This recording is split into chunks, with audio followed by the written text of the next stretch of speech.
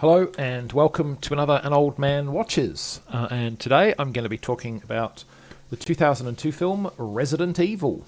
And this film begins somewhere, and we see it's a building of some kind, and we see an elevator in that building malfunction in a spectacularly homicidal way, killing everybody inside in quite gruesome fashion.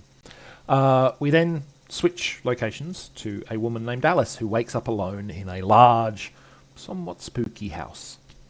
Alice has no memory of who she is or where she is, and is thus very confused about those things, as also very confused about the question of why are heavily equipped commandos smashing their way into my house.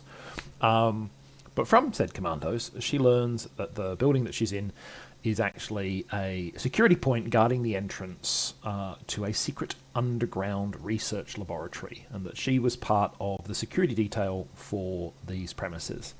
The commandos have come because the AI that controls the secret lab, which is known as the Red Queen, appears to have gone rogue and murdered everybody inside.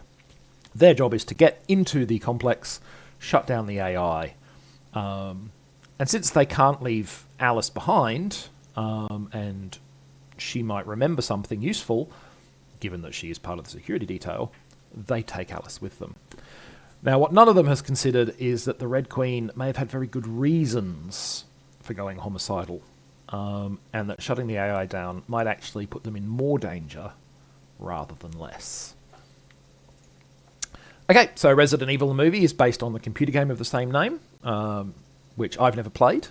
And it, as a movie, launched a 15-year franchise of 6 films. I'll doubtless talk about some of the others in the future, because I have seen them all. Still haven't played a Resident Evil game of any kind. And the later films were mostly made, I think, due to the fact that they were hugely popular in China. A 7th film, rebooting the franchise, was actually just released last month. So, it's an ongoing thing. But enough about the franchise as a whole. Let's talk about some of the interesting aspects of this movie, because there are a few to discuss.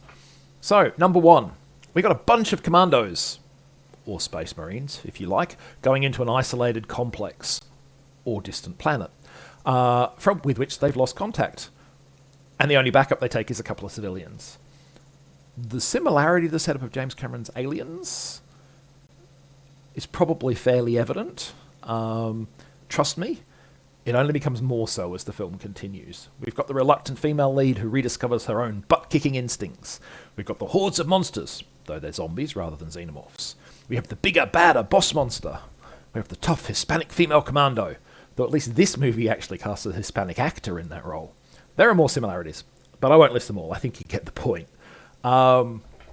Now, as it happens, this is far from the only movie out there that is basically Aliens but with zombies. There are, it's a fairly obvious thing to do.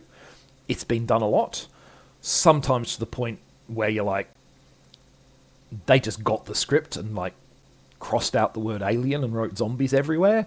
All that said, Resident Evil is easily the best of the multiple attempts to do aliens with zombies that I have seen. It takes the outline of that film.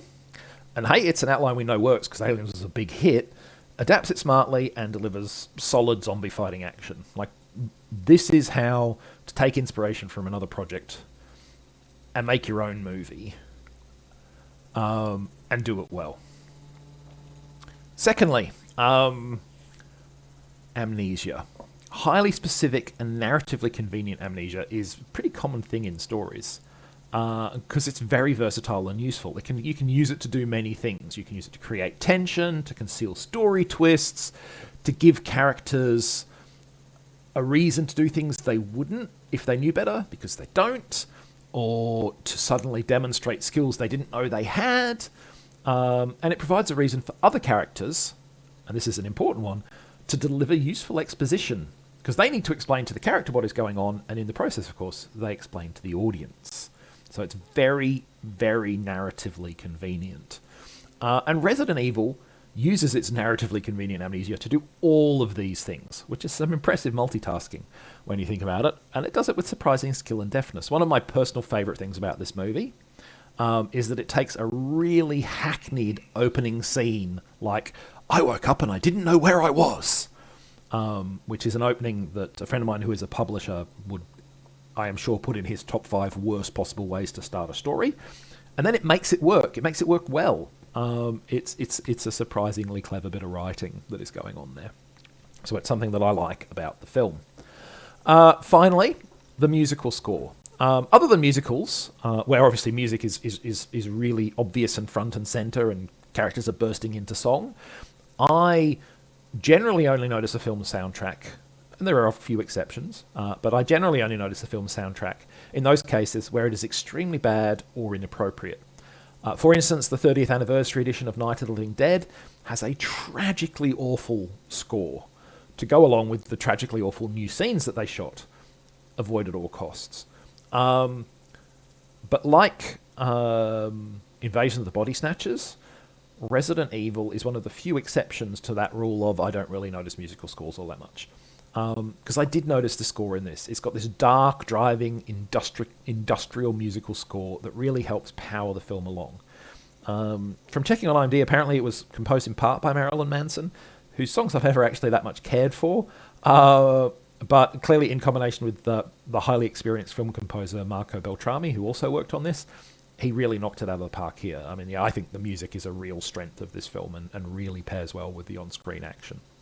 So there you go. 3 things about Resident Evil that I thought were worth discussing. Next time, we're going back to Roger Corman land for his 1960 offering, The Last Woman on Earth. We'll find out what that's about, why, if you're going to watch a movie that has a similar premise, it shouldn't be this one, next time. In the meantime, thanks for watching this one. Hope you enjoyed it. Watch Resident Evil if you haven't, because it's a surprisingly good little movie. And thanks for watching.